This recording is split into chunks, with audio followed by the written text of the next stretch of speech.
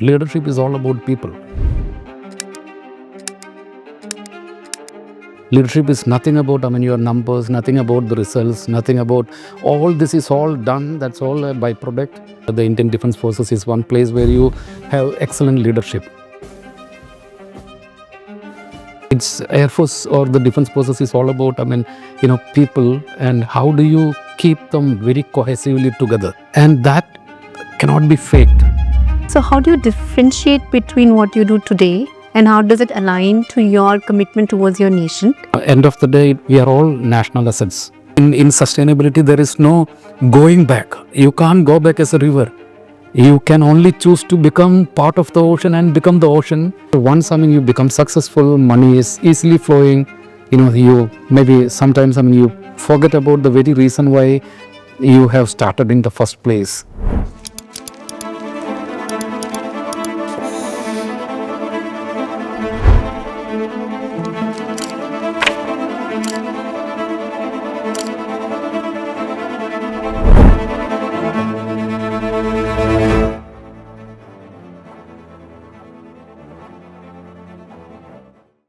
Hi Tony, welcome to the Wisdom series. Thank you, Latika. So before we get into the professional side of the questions that we have for you, what has been a few experiences that shape your views about world and how you think about the current generation should also be thinking about? I can't be an expert to answering this question, but I can say you about my experience. I started off my career at a very tender age, 18. I joined Indian Air Force, and I would say that's were the kind of formation age. I got into Air Force and could get to see a lot of people of the same wavelength, of the same age. And then we had excellent, leaders. Air Force is one place. The Indian Defence Forces is one place where you have excellent leadership. So, every day or every month, you get to see a new leader, a person. But then one thing that I noticed in all of them is, the kind of, passion that they have for the people. Okay, it's Air Force or the Defence Forces is all about, people, and how do you keep them very cohesively together. So and that cannot be faked. You cannot do something just for the heck of it, just for the galleries. You play and you say this is what I do for you. This is an increment, because the increment is not in their hand. No incentive is in their hand. Yet you need to really inspire a lot of people and to take them to the objective. And it's all kind of hardships. This is not a cakewalk. It's not something that you reach to an objective or reach to a target. Then you are free. Then you are up for the next thing. And all of this is kind of a I would not even call it as a roller coaster, because you have to go through the grind almost every day. And it's actually a grind. When you really understand that you are getting polished day after day, because you get so passionate, emotionally attached leaders. And I had seen, the commanding officers, are ready to even donate their kidneys, for their men. So this has shaped my, view about, what is leadership is all about. Leadership is all about people. Leadership is nothing about, your numbers, nothing about the results, nothing about all this is all done. That's all a byproduct. If your people are emotionally attached with, and you can't fake it. You got to be absolutely, true about it, So how does that reflect in your current leadership? I would say, I have people who are almost, 27% of my people are with the organization for last 10 years. There are some people who are with 17 years. There are some people, who are there in the company. And we have, close to 43% of people who are 5 years and above. Okay, so, and this is an emerging industry where, every 6 months you would find one of the other international player entering into Indian market. Then they try to poach your people, so And that happens with, our industry also. We have a lot of, people who would go out also, but probably we have, highest retention in the industry. That's basically because, people are, kind of aligned with the objective. We are able to maybe communicate better with the people. We are able to connect, emotionally better with the people. We are able to, probably send across, the reason why they are in the company. That's more than the immediate purpose of, winning your goals. We say, the larger purpose holds us together. So when you come from a very different industry, which is Indian Air Force, and the goal is to live up for the country, right? And here now you've taken a corporate role and it's been quite some time at both the places. So how do you differentiate between what you do today and how does it align to your commitment towards your nation? Okay. A very, very, very interesting question and a very important question. And I keep saying this to my team, whether you are in Indian Air Force, whether you are, directly connected with, nation building exercise, or you are in a corporate, it is none, different. The reason is, end of the day, we are all national assets. As people, we are all national assets. And you make, good, splendid, excellent leaders in an organization, it eventually goes back indirectly to the building of a nation. Say your purpose is mechanization in cleaning. Or say, end of the day, it's all about, national productivity. If you are able to, make a team, the larger purpose is, whether I am productive enough for my country or not. It is not about, what you sell or say what you manufacture or what you make. End of the day, every business has a purpose. And the purpose is, we call it as a business case, whether, you, what is the problem that you are solving, isn't it? And the larger problem that we are solving is, we are all directly or indirectly, serving the nation, isn't it? And our productivity is very vital. Wherever you are in sales, you are in service, you are in back office, you are in operations, you are in finance, you are in fintech, whatever. Now, end of the day, we just need to, check with ourselves. If we have been told, say, given a mandate of, working for 8 hours, whether we are fulfilling our duty as a citizen, whether we are putting in 8 hours for, the organization, and in turn, because, we as an organization would be paying a lot of taxes as direct as well as indirect, isn't it? We would be serving our customers. Customers buy our products for a purpose, isn't it? So it's all interlinked. It's all intertwined. You just need to ensure that, you are, doing justice to the 8 hours that you are putting in. That's national productivity time. Wonderful. I think so. Basically, that's about national security, keeping the people safe and the country safe. And this is about getting the economic activity going, Correct. giving better lives to people. Absolutely. And kind of aligning with the idea of Swaraj, where we make in India and we make our country flourish. So, it is a lot of competition, like you said. One area is where people are being poached by your competitors, or like industries where they can be productive. The other areas, of course, on your product that you are selling, the services that you are giving, for example, at the airports and other areas. So how do you, in today's time, manage the competition and make sure that the business goes ahead? Yeah.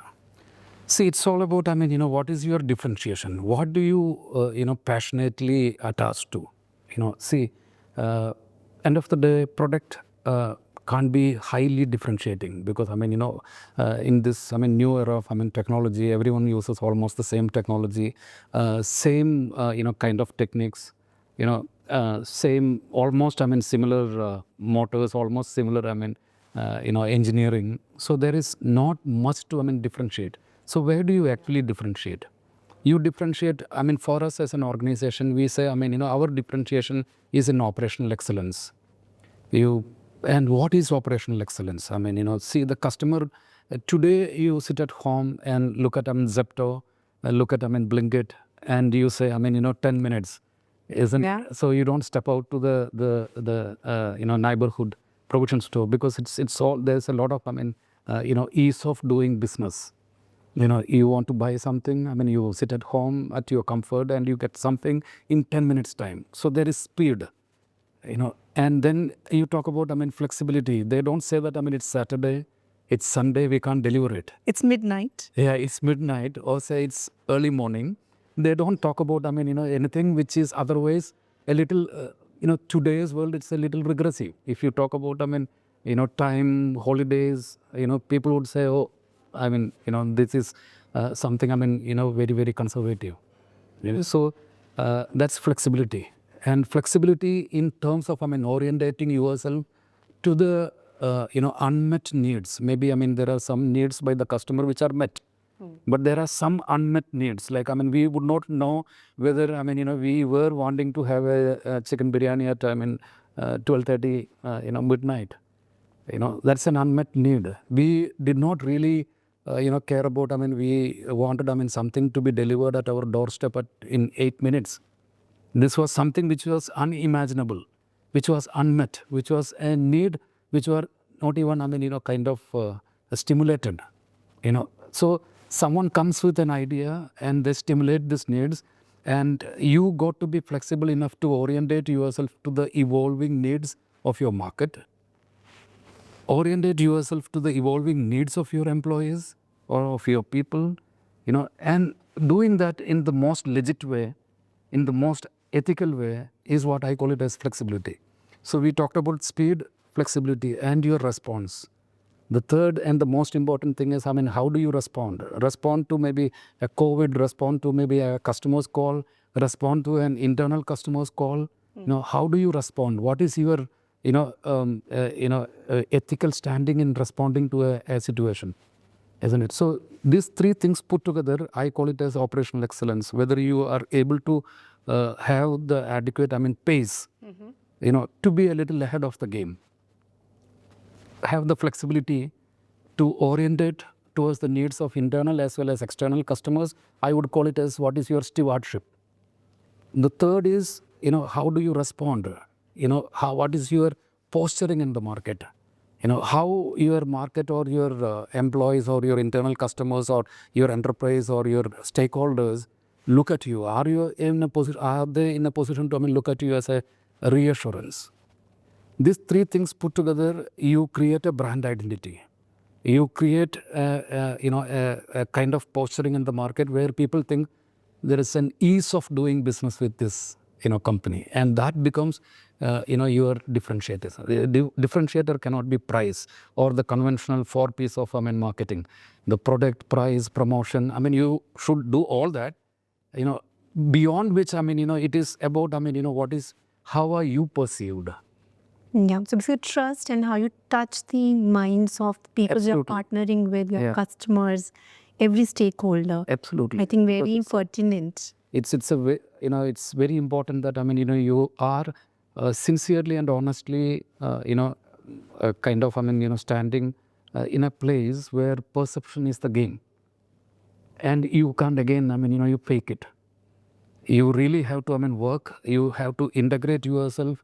Your back office should be ready for what you are trying to like in the case of retail, the dark stores, to there's a whole host of things which go into collaterally making a promise, and whether you are able to deliver on the promise, whether your people are emotionally aligned to that promise that you are making. You as the spokesperson go and make a promise, or your sales team goes and makes a promise about delivery.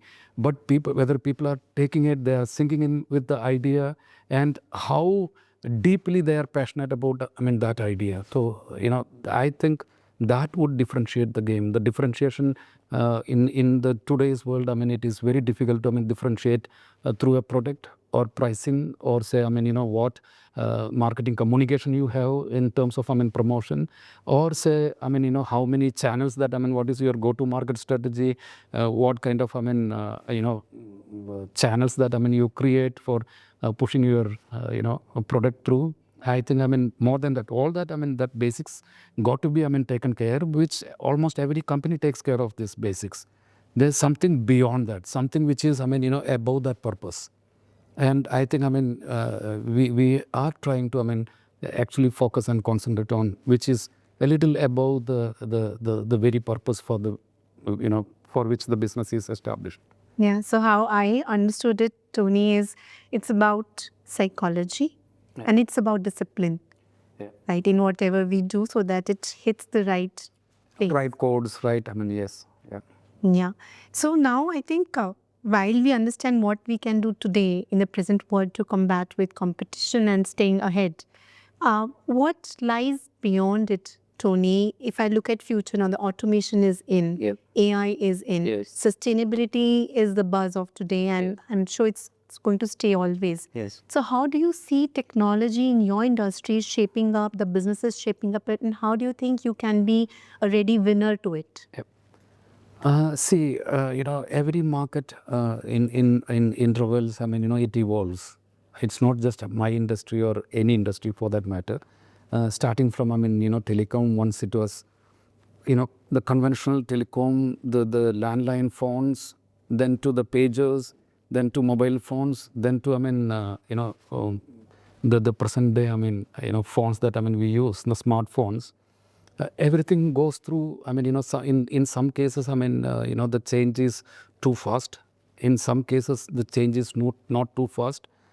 In our industry, though it's a very generic industry, the growth goes the conventional way as of now, because we are operating in a developing country. What we are seeing today would have been seen by Europe 20 years back, US maybe 50 years back. Yeah. But then we are looking for that, eureka kind of moment, where maybe the country grows at 9% with 10% GDP, and the social strata gets lifted.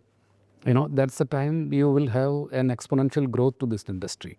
Now, as an organization, as an internationally, operating organization globally, we have things that, we have started, say 30 years back in some market, we are kind of implementing it here today. The robotics is like, we have the largest fleet of robots in the world. Tennant as a company, more than, 10,000, number of robots in the world, and probably, a pioneer in the, mechanization, cleaning mechanization robots. India, we are yet to launch it. So there is too much to do because we are at the, I would not say the nascent stage, but we are at a, if you go by the life cycle, we are at a growth stage, and it would take lesser time because it's been 29 years for this organization. We started off in the year 1996. Today in 2025, after 29 years, we say we are still waiting for that, kind of breakout point. And that is too near. It's just, 1 or 2 years. And, as a world leader in, cleaning technology, we are completely geared up. But as far as, the engineering goes, as far as the market goes, it would still see, because, what the other countries would have seen 5 years back, 6 years back, when we are finally ready for that particular technology, the technology would have, gone into the, next stage. So we have an advantage because of a, late starter. We have an advantage of, going for embracing the latest, so I think, the things would, change, exponentially in next 2-3 years time in my industry. I think that's very true, and it may actually change sooner than we actually expect, the way things are. Yeah. And so about sustainability, you can touch a little about what are the initiatives that you are doing and how is it impacting your P&L, Okay. what are your measures and kind of impact it is having on the environment. Yeah. Probably, one of the rarest companies to, have sustainability as the main theme. If you look at our calendar this year, it's all about sustainability and our initiatives. Really? Yeah. And, as a company by 2040, we should be net zero. 2040? 2040. We have an approved program, a US approved program, by which, 2040, it would be a net zero company. We have a lot of initiatives. We call it as all our manufacturing facilities are on solar energy. Then we have products like ECH2O. It's a patented technology which uses only clear water, pure water for washing and scrubbing the floors. Generally, if you go by the conventional method, you would have water, and mixed with, some detergent, some cleaning agent, and we have products, we have come out with, the latest technology where you use plain water and you can, because the water is ionized, it would be, behaving as a detergent, because it's a nanotechnology. And, with plain water, you can get the same, cleaning results as if, you are adding, cleaning agents into the water. So that's the latest, from our side. And similarly, we have a program by the name Recon. We recondition the machines, which is, at some point in time, even I thought, probably this would be self-destructive because you are reconditioning the machines that you sold, say, 10 years back. You are reconditioning and selling them as new with, warranty again, which can be self-destructive, but, it has its own, it is really flourishing as a vertical, across the world, where, again, you are able to bring down the carbon footprints. Then we have also a program by the, by which we call it as, ethical sourcing, where we have a visibility to the supply chain, where we know who are our raw material providers, and what kind of practices they kind of deploy in the market, like whether the material which are sourced are ethically sourced, whether the entire ecosystem is kind of bribe free, so we have a visibility, and it's done by a third party, like Ernst & Young or PwC. The complete audit is done by them. So so be it supply chain, be it manufacturing, be it the practices that we adopt, like across the world, we are pushing EV for our employee transportation almost everywhere. All our manufacturing facilities are under solar energy. Our sourcing is ethical sourcing. Now comes to product for the entire life cycle, like the products that we are now trying to bring out in the market are eco-friendly, where you don't need to use chemicals. Then the products itself can go into reconditioning, so that it doesn't become a kind of waste. Then you have parts which are recyclable, which is known as black to green. That's another, it's again a patented technology. We turn around this black into green. So there are too many initiatives that we have. These are wonderful initiatives. I think you picked it from, I will say it's wing to wing. You are from the starting point till the end, the customer. But a lot of times we see that the customer is not very ready. Like you said, it's like killing your own business when you are giving them a reconditioned machine. Correct. Are customers willingly signing up for those machines? What is the choice otherwise, Latika, is my question. My question to my customers also, like, we have Intel, we have, most of the American companies buying our products because they are already on a sustainable program. Sustainability is the key message that they want to, send across. So be it Apple, be it, Caterpillar, be it, the American companies who are operating in India, they have a kind of, influence by the products, which are sustainable. So we win over there. But then I say, it would take a little more time, but there is no other go. It's like, if you remember, like, Khalil Gibran, you are a river, you are entering an ocean, you will have the fears, isn't it? But you can't go back as a river, right? You have only one choice of becoming the ocean. Yeah. So similarly in sustainability, there is no going back. You can't go back as a river. You can only choose to become part of the ocean and become the ocean and, be counted. There is no other way. That's a wonderful way of explaining, Tony. I really liked it. I think even for the audience, it is important that we embrace sustainability totally. Yep. It's not just a slogan saying reduce, reuse, recycle. Probably at every small, little, big step, we have to let the organizations, work around sustainability. It's for the common good. Absolutely. In every step, and that's how we define our steps, whether every step is measurable or not. You talk about, the raw material which is coming, whether it is, on the sustainability platform, whether you are able to measure it or not. Then you talk about the products that we manufacture, whether we use 27% lesser material to come out with the same product.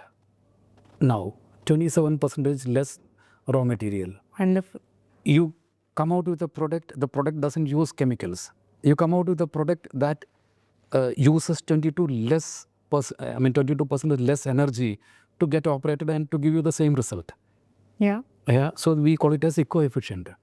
Then the products that goes into the market that don't become a dump. After some years of use, we are able to recondition them. Some parts, we are able to recycle them. So the customers get, say you buy a trolley, and there's a good chance that, that's coming with recycled plastics, black to green. So there are too many things that, we are doing. It's not just for the purpose of messaging. We are seriously interested in, what we are talking about. And we have a program which is, kind of approved by US. By 2040, we would be a net zero company. Wonderful, Tony. Some wonderful insights. Yep. And a pleasure to have you here. Thank you very much. That's it. Oh, you want me to ask anything else? Just one note, a message to any aspirational leader, something. Okay. So, start? It's start cut it. So, Tony, any message you want to pass on to the audience who want to be a leader tomorrow? What would that be? I would say from my experience, as I told you, I can't be a preacher to, the new generation, because they are with, their own ideas. They are also seen much better than what I had seen in their age. So I think, what I can only convey to them is, if you are passionately, it is about you take the reference of Paulo Coelho, or you take, Einstein, they would all be talking about, whether you are passionately following through. It's not about, having ideas. There are too many ideas which had failed. If you see, the startup ecosystem in India, maybe 10%, become successful. 90%, we would not come to know in 3 years, what has happened to them. They would have received, a lot of funding from different, agencies. But you would not find them in 3 years, 4 years time. Where did they go? And the reason is, after once, you become successful, money is easily flowing. You maybe sometimes, you forget about the very reason why you have started in the first place. Then you forget about, the people whom you started it with, isn't it? So these two things, whether you are passionately, aligned with the very concept that, you are starting a new company or a new business venture, and then, the people who, really helped you to, start this idea with, are you still able to convince them? Are you still able to communicate with them? Are you still able to emotionally connect with them? If these two things are ready, you are a natural businessman. Wonderful. Staying connected to your roots, your passion, your people. Yeah. Thank you so much, Tony. Thanks. Nice to have you. Thank you very much. Pleasure.